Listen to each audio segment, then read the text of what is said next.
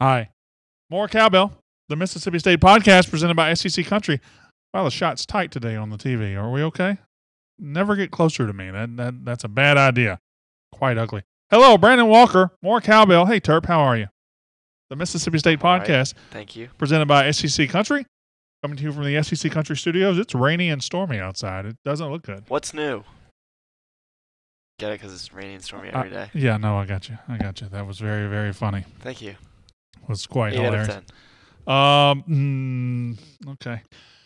Today we're going to talk about Mississippi State spring football. We're going to talk about who I think the most important newcomer on this team is. It's not a player. It's not even Joe Moorhead. It is somebody else. Ooh, the suspense. Is it killing you, Terp? I think I know who it is. I told you who it was. Yeah, I know. That's why I said You pulled the clips. that. Okay. It's good stuff. Let's see who we got here. Danny Carls from Blackstone, Virginia. Shaw, Mississippi is here. Xavier Rose Loggins, which is my favorite name I've ever read on here. Go Dogs from Meridian. Rachel Thrash. Shannon Davis says, Hail State, and thanks, Brandon. Thank you. Hail State from Southern California. Jack Lape. Jack, what are you doing? Don't worry about it. Did you forget to change the front of the screen? The front of the... No. Unbelievable. What are Land you Shark. talking about? Land Shark is off screen right here, walking around the studio, making adjustments. It's unbelievable how unprofessional you guys are. It's not my job. I'm doing my job very well.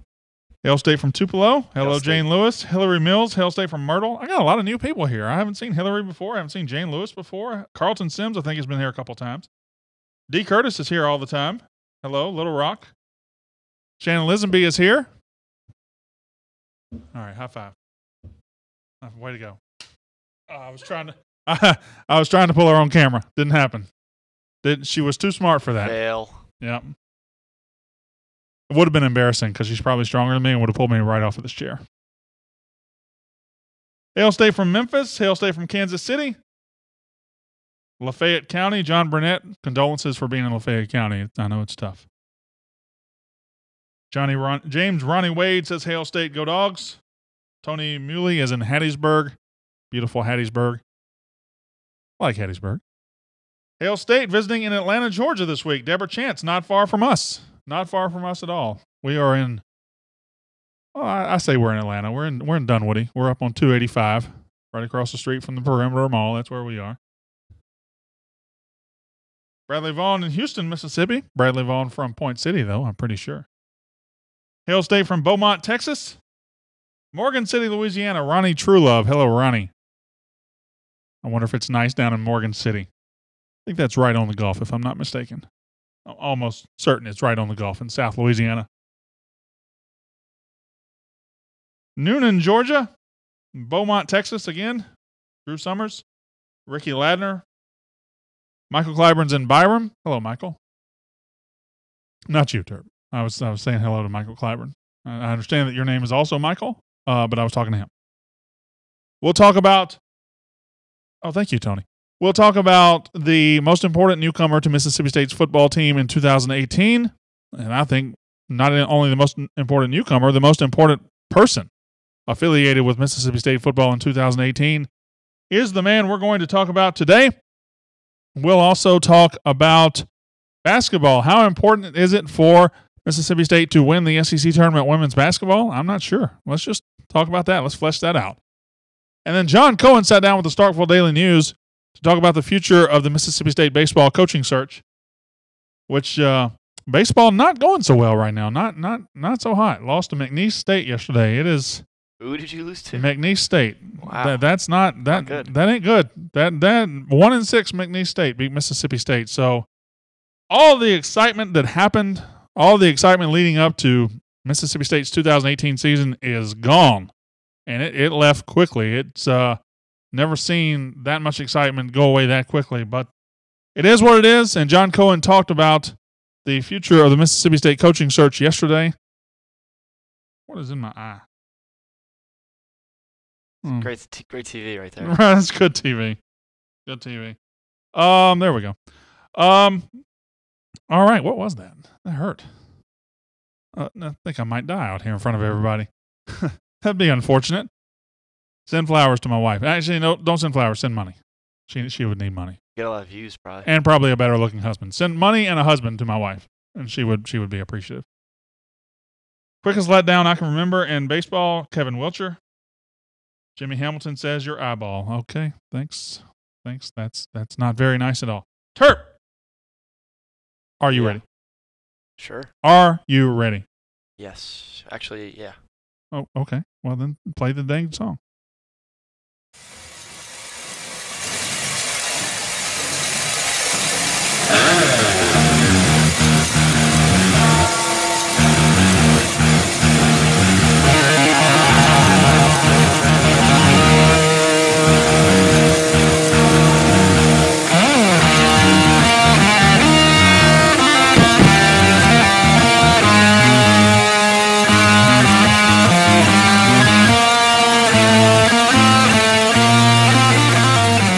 It's the More Cowbell Show, brought to you by SEC Country. And now, your host of the More Cowbell Show, Brandon Walker. That's me, Brandon Walker, More Cowbell, the Mississippi State podcast presented by SEC Country. See that? Ringing us in here on a Thursday, a very rainy Thursday, inside the SEC Country Studios in Atlanta, Georgia. Well, it's not rainy inside. It's rainy outside in beautiful Atlanta, Georgia. Here inside, we're having a good time talking about Mississippi State sports, talking about everything under the sun, Mississippi State sports. Everybody on Facebook Live that joins me every day at 10:45 gets excited when I ring the cowbell. I'm not real sure why. Not real sure why they get so excited, but hey, I'm going to ring it because they're watching. And whatever they want, I'm going to give it to them. Now, I'll say that I've given away the 3 T-shirts I talked about yesterday on the Facebook Live and the podcast.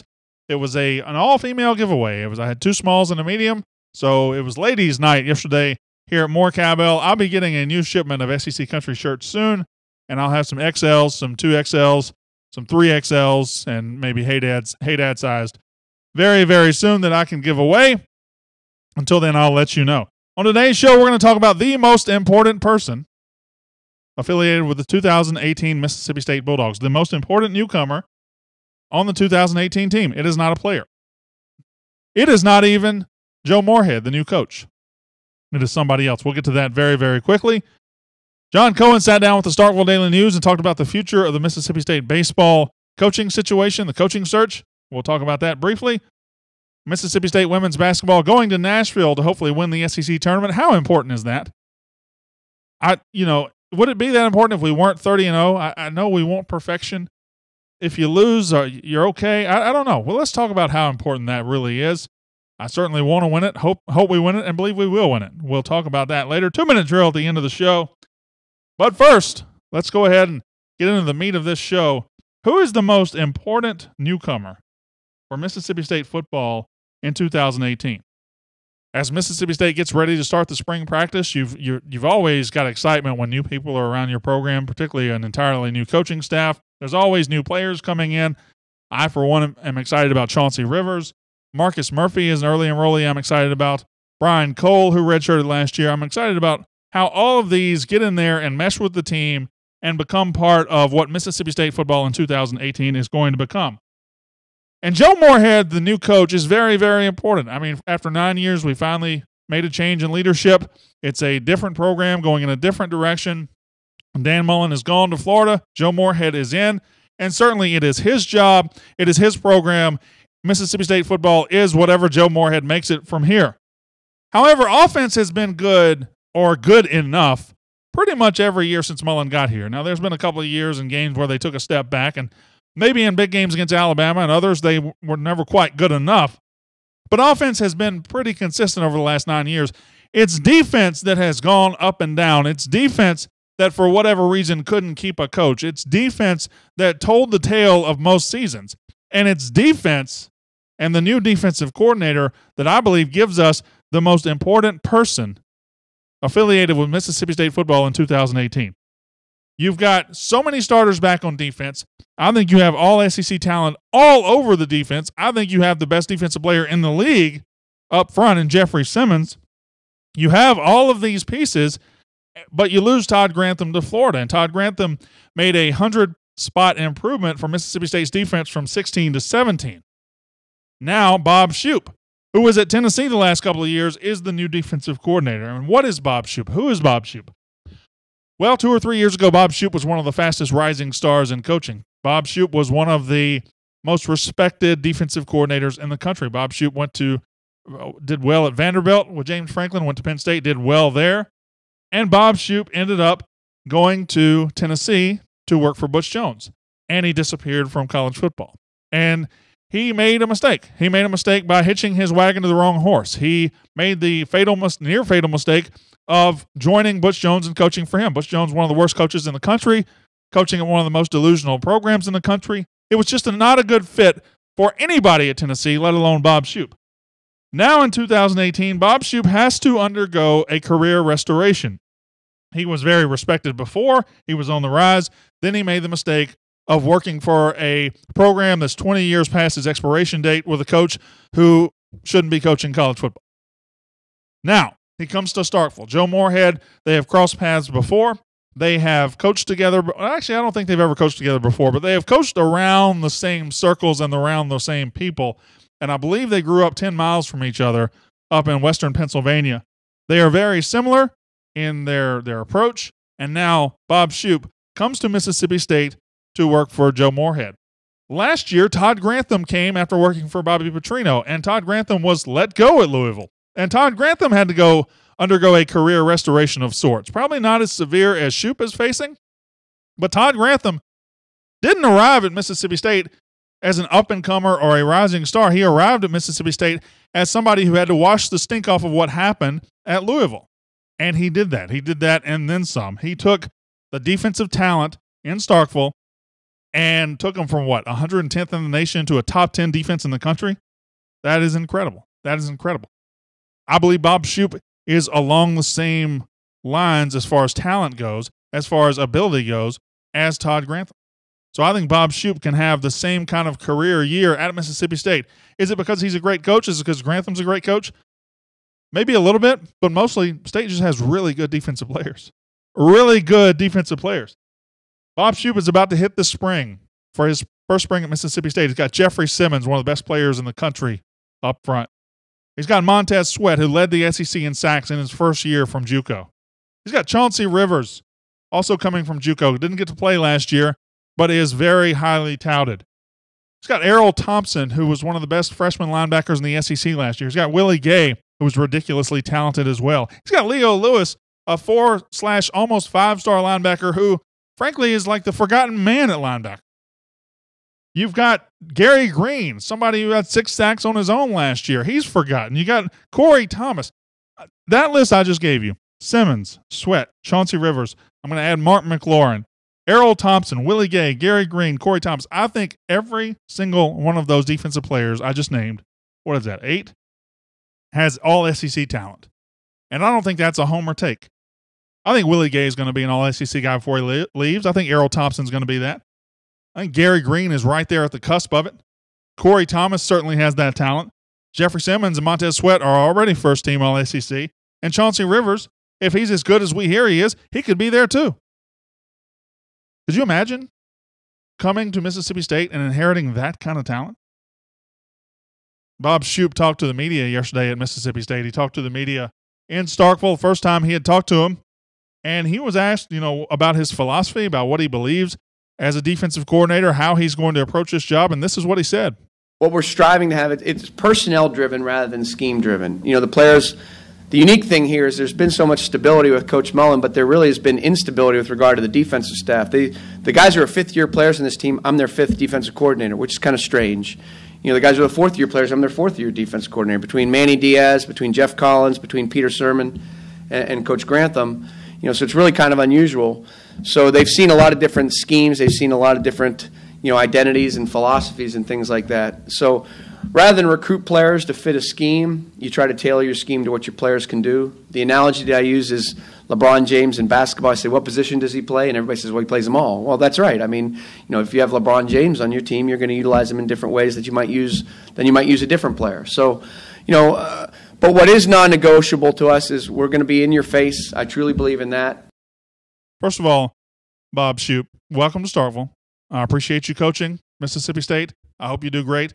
But I want you to look me dead in the eye right now, all right? Look me dead into the windows of my soul. If you're watching, and I know you're going to be watching because everybody watches me, I'm very important.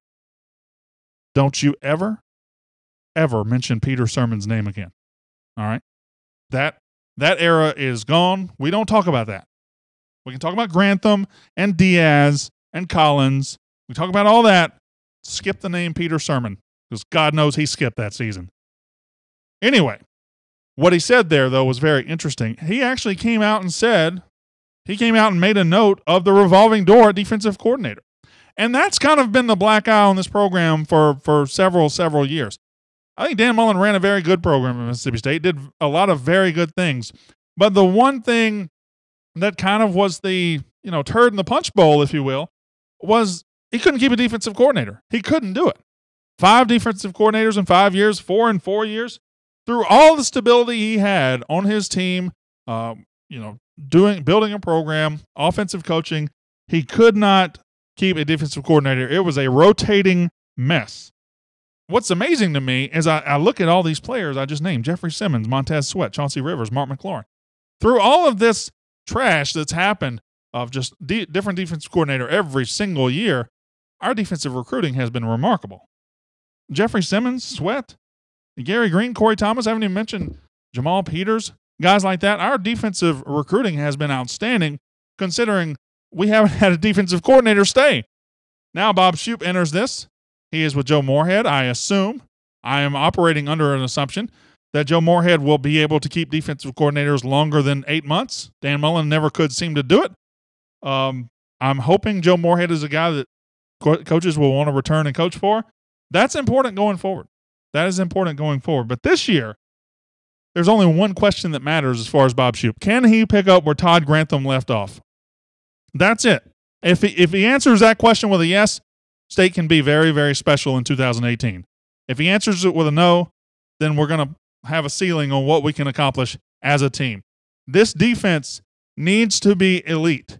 It doesn't need to be good, doesn't need to be very good. It needs to be elite. To be able to go into Tuscaloosa and shut down Tua and Threa and all the Alabama players, to shut down those guys, to do that, you got to be an elite defense. To go 8 games in and 8 games out in the SEC and finish 7-1, 8-0, 6-2, whatever it is, you got to be elite defensively, and that's what we need to do.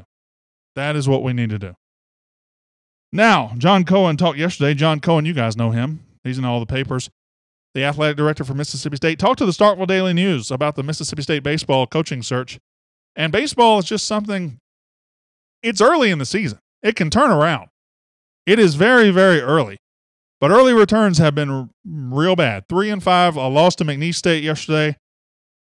So much excitement coming into the season because of the stadium, because of the second year of Canizaro, and it's just gone up in smoke. It's absolutely been an implosion so far. But again, just 2 weeks into the season. Just let's see what Gary Henderson can do. Hopefully he calms everybody down. Hopefully he gets it swinging in the right direction. But the conversation Cohen had with the Starkville Daily News was not about this season. It was about the future. And he basically says nothing is off the table as far as the coaching search goes. Nothing is going to get left unturned. He's going to search high and low. Probably going to have to wait till June, maybe July before we hire a coach because he admits a lot of the coaches he's going to be looking at are probably going to be coaching deep into June or deep into May, whenever the baseball season ends. I get the sense he's not going to go the assistant route again. Now, he did not come out and say that, but I just get that sense. I just don't think he can risk another immature hire that leads to embarrassment like Canizaro. I don't think you can risk that. I think you have to have somebody you can trust that's mature, that is all business, that you don't have to worry about something happening again, because that can't happen twice in a row. It really can't happen once, but it happened. I know he'll uncover every possible lead. I think John Cohen has proven himself a thorough and a strong leader, a very strong leader. So I trust he'll find a good coach. Just going to be an interesting waiting game for Mississippi State, a very interesting waiting game for fans. He still won't talk about why Andy Canizaro resigned. It seems like the media in the state are the only guys wondering that, which I understand. That's what they get paid to do. They get paid to report these things.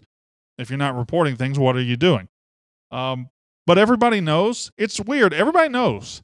And the reporters still want him to say it. So I don't know. I don't really side with them there. We know. You're not gonna get that information just gossiped out there publicly about Cohen. You're just not gonna get it. And I understand you want it, but you're not gonna get it. And Cohen's going forward. He's not talking about why Cannizzaro resigned. I can get behind that. I'm with that. So John Cohen, go find the coach. It's going to take a while, and we'll see what happens. How important is the SEC tournament in women's basketball this week? 30-0, won the SEC tournament. Won the SEC regular season championship. Now you go to Nashville. 3 games to win a championship. If you lose it, doesn't hurt you. You're still going to be number 1 seed regardless. Do you feel like you have to win this tournament to keep that number 2 spot or to grab that number 2 spot so you're opposite UConn all the way through? I don't know. Do we need to win this tournament? No, we don't need to win this tournament. Do we want to win this tournament as a team? Oh, yeah, definitely. Definitely. They want to win it. They want to finish 33-0 heading into the NCAA tournament, and then 6 more gets you to 39-0 and a national title. It'll be a very competitive tournament. This is a very, very, very tough league. It's not like UConn, who's up there in the American Athletic Conference, in their Candyland Conference, playing chutes and ladders with everybody for a championship. This is a real basketball conference, a real tough tournament. It's going to be rough. It's going to be rough. State plays tomorrow at noon. Hopefully we can get through this tournament. If we don't panic. But yeah, number 1 seed is coming. What I don't like about the women's basketball thing is they play their tournament a week earlier than the men, but they still wait for their selection show after the men. So they got to wait 2 weeks to find out their destination. I've never liked that. 2-minute drill, going to be a short show today. 2-minute drill. Got a couple questions for state fans, and then I got 3 non-state questions. So Terp, you can sit out the first one. Number 1, let me get to the Facebook Live here. Number 1, who is your favorite defensive coordinator Mississippi State has ever had? Who is your favorite defensive coordinator Mississippi State has ever had?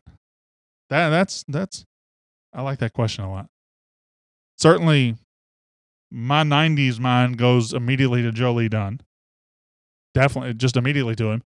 But Todd Grantham, only had him for a year. But Todd Grantham was really, really good. That was one special season last year. Jay Hammer says Joe Lee Dunn before he was figured out. Brian Sish says Joe Lee Dunn. Michael Clyburn says Todd Grantham. Joe Lee, Grantham, Joe Lee.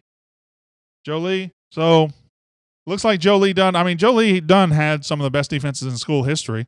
The 99 defense, one of the best defenses probably in SEC history. It was incredible. But Grantham went from 110th to 10th in 1 year. Grantham, Joe Lee, Grantham. So, it's a 2-horse race here. I haven't seen any sermons yet. I haven't seen a sermon. The first Diaz wasn't that bad. I don't like Manny Diaz. I don't like him personally. I would never say Manny Diaz. Mullen hired you again. He hired you off the scrap heap and you left again? I still haven't gotten over that. Close, but Joe Lee over Todd, says Glenn Duncan. Grantham, Joe Lee. So very close. Interestingly enough, John Grantham says Joe Lee. So Grantham doesn't go with Grantham. Number 2. What's the most disappointing season we've ever had in any sport? And by that, I mean, what season? It's a very easy answer to me. I know it right off the top of my head. What season did you go in thinking, oh, here we go. Here it is. This is the season, and nothing. What's the most disappointing season we ever had? If any of you vote for a season other than the one I'm going to say, I'll be shocked. I will be very shocked. Jay Hammers says 2001 football. Kurt Dickens says Tekken 10. Joey Fortner says 2015. We won 9 games in 2015? 2014. 14? All right, maybe I didn't explain the question right. You guys were disappointed in 14? We went to the Orange Bowl. I understand it didn't end in a national title, but 16, 15, baseball after the College World Series. Shannon Davis says last season. Guys, 2014 football. Why is 2014 the most disappointing season ever? We went to number 1 in 2014. We went to the Orange Bowl. It's literally maybe the best season in school history. I understand you got disappointed the way it ended, but as a whole, it wasn't disappointing. 2013 baseball, 15, 14, 15. Guys. The answer is easily, and if you weren't around back then, if you weren't there for this, if you didn't get excited, I think most of you were, 2001 football is the correct answer, and there's not even a close second. 2001 football. We still call one of our recruiting reporters Rose Bowl because he had us playing in the national title game, and nobody laughed at him at the beginning of the season because State came into that season as a legitimate national championship dark horse. People loved us in 2001. We were loaded, and we went 3-8. 3-8. 2001 football is far and away the answer. 2000. Why do people keep saying 2014? If you were disappointed in 2014, I don't know what to tell you. 2001 was man. Yeah. 2001 almost broke me as a fan. It almost broke me down. Didn't realize that would get that passionate. Number 3, let's get off the Mississippi State sports. If you could get in a time machine and retroactively go to a concert of any musical artist in history, you could retroactively go to a concert of any musical artist ever at his peak or her peak, where are you going? Who are you going to see? Terp? You haven't been listening at all, have you? Nope. If you could, Terp, if you could, are you watching Maryland play basketball right now? If you could retroactively go to a concert at any point in history, who would you go see? You're still not listening to me. Johnny Cash, says Blake Dees. Woodstock, says Ryan Campbell. Landshark says Elvis. Jessica Elm Bosley says Elvis Presley. Jason Sherman says Kiss. Michael Clyburn doesn't really care for concerts. Leonard Skinner before the plane crash. Well, definitely before the plane crash. After, they weren't nearly as good. Beatles, not even close, says Bill Hurt. Either Elvis or the Beatles, says Jay Hammers. Journey, said somebody. Nickelback. Oh, my God. What are you people doing to me? Young Cheesy. Stevie Ray Vaughan. Somebody said they were happy to see the tie is gone. People don't like the tie? I love the tie. Boston, Pink Floyd, David Cassidy. All right, you guys are playing around. I go see Biggie. Biggie? Yeah. The problem is rap concerts are awful. They're awful. They're lit. They're terrible. Don't say lit. I don't know. Elvis, maybe? Maybe Michael Jackson is peak. Number 4, what's the best kind of pie? No pie. Stop. What's the best kind of pie? I think I've had the question, do you like pie or cake before? But I've never asked you what the best kind of pie is. What's the best kind of pie? I love pie. You don't like pie? You don't like pie. You don't like anything. Nope. Somebody said Mozart. Go back and see a Mozart concert. Boy, that's going in the Wayback Machine. Jessica Elm Bosley gets it. Jay Hammer said, oh, Jay. Come on.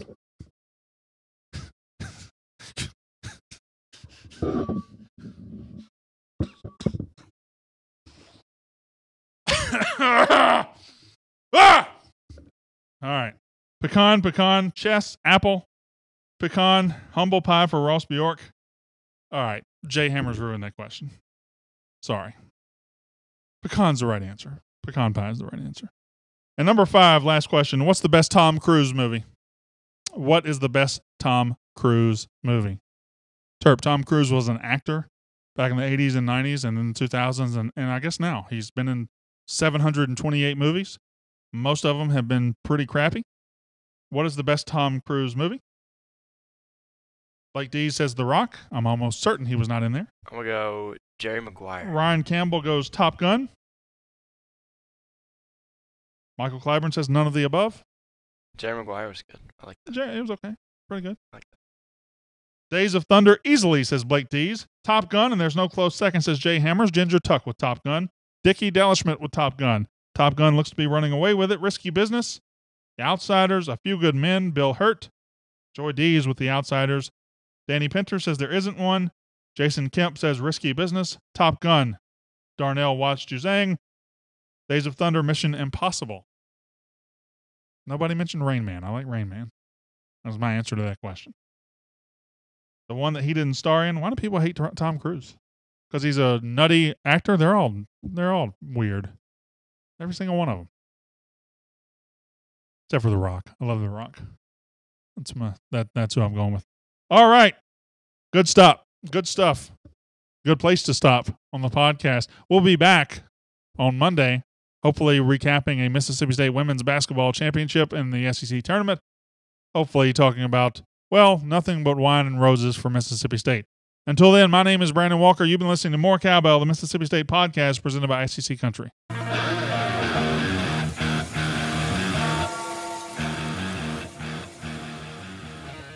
Somebody said Shrek. Tom Cruise was not in Shrek. That was Eddie Murphy and Mike Myers. I feel the need for speed, says Steve C. Top Gun is good. I've watched it a couple times in the last couple of months. I had never seen it before a couple of months ago. Boo, you should be here tomorrow. I'm working on a Friday show, but Terp has other things to do tomorrow. He's the worst. Russ Kern says peace out and hail State. Word. All right, what do you guys want to talk about? You want to get back to Bob Shoop? You want to talk about the baseball situation? Talk about, we can talk about pizza. Talk about steaks. Would you like to talk about the NCAA tournament? How college basketball officiating is awful? With an LSU win and 2 tourney wins, can we get in? No, I don't think so, Joel Edwards. I think we need an LSU win and 3 wins. I don't think 2 gets you. And another thing is, shall we talk again how your wife married up? Yes, we should always talk about that. Another thing is, LSU is not an easy win at all. I think they're 1 game behind us in the SEC standings. We got to go down there. I was more worried coming this week about the Baton Rouge trip than I was Tennessee at home. See how right I was there. Tennessee at home drilled us. I don't feel good about the LSU trip at all. At all. Brandon was the starstruck. That's not nice, Ronald Barnes. Brandon Walker and Colin Cowherd, my 2 favorites. Thank you, Bill Hurt. What are our chances at the tourney? How is Alabama still in the tournament? They're not in the tournament. Alabama's out. It's a 7-bid league, I think. I think the 7 teams that are going to get a bid have become clear at this point. I think they are Kentucky, Florida, Auburn, Tennessee, Missouri, Arkansas, and A&M. That's your 7 teams. Should A&M be a lock? I don't think so. They've looked like hot garbage the last month of the season, but their strength of schedule is number 9. They are comfortably in. Alabama is probably the first on the bubble in the SEC. If they can win on Saturday and win a couple in the tournament, I think they get in, and then we're behind them. That's what I think. We'll have to win out to get in the tournament. That was a total beatdown loss to Tennessee. Danny Carl, I don't think the beatdown loss to Tennessee is what's keeping us out.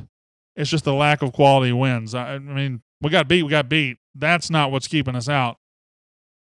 What style of pizza do you like best? I like thin crust pizza with as much meat on it as possible. I just love meat in my mouth. What style? Let's see. Are you going to be in Stark Vegas for the first and second rounds? You're going to be in Starkville for the first and second rounds of what? The NCAA tournament? Oh, the women's tournament? No, I will probably not be there. Although I am going to be in Starkville soon. At the end of the month, my kids' spring break is happening here in Georgia. I'm going to come home for a week of fishing and bass fishing and crappie fishing, and then end the week with the Ole Miss series, hopefully. That's my Starkville vacation at the end of the show. That loss to Ole Miss is what looks bad. I don't think there's one loss that really sticks out. The loss to Ole Miss isn't that bad. The Vanderbilt loss isn't that bad. When I say it isn't that bad, it isn't that bad in the scheme of getting in. It's the lack of wins. It's not we don't really have a terrible loss. We just don't have enough quality wins. We didn't play enough good teams in the non-conference. It's not a loss that's keeping us out. It's the lack of quality wins on the resume. The meltdown against Ole Miss and the Phantom Missouri call are what's keeping us out. Again, I disagree with that. I disagree with that. Although the Missouri one is closer, the loss against Ole Miss doesn't mean anything anywhere near what the Missouri loss means, because Missouri would have been a quality win. Doug Gibson, did I say that? I hope I did not say that. Say what? Nothing. I enjoy pizza. If you could cherry pick anyone to be our new baseball coach, who would it be? Lou Brown. He's managed the Toledo Mud Hens of the International League for the last 32 years. Would anything less than the NCAA title game be a letdown? I don't think so. I think anything less than the Final Four would be a letdown. I think if you get to the Final Four, then all bets are off. Anything less than the Final Four would be a letdown, yeah. You did say that, by the way. Did I? That's why we were laughing. I did not. That's why you were I laughing? think you actually would say that. Yeah. I did not. You did? That's unfortunate. Yep. Oh. I meant to say I love meat on my pizza. Oh, you said.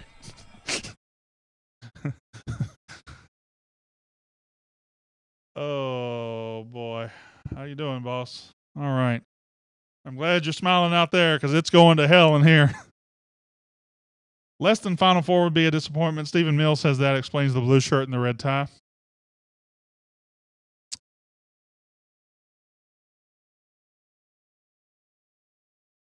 I don't know where to go from here. I'm trying to bridge this to another conversation, but I'm pretty much at a standstill.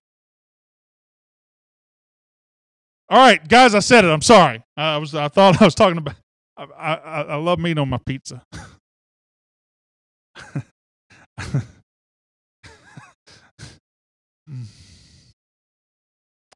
It's okay. If you win at Kentucky or Florida, we'd be talking a different scenario. Yeah, pizza comment wasn't good. Yeah, I need a drink. Certainly you can go back and point at several games we could have won. But the point is, losing at Ole Miss didn't hurt as much because the win at Ole Miss wouldn't have mattered. The win at Ole Miss is still not a good win, so it wouldn't have really mattered. It's just been another crappy win on the pile of crappy wins. The loss at Ole Miss, or a road loss, is quadrant 2, but it's still not. It's not like it's quadrant 3 or lower. It's the lack of the Missouri win. The Missouri game really hurt because we won that game. We went to Missouri. Lamar Peters hit a 3 to win the game, and it was taken away from us. And that one game hurts the most.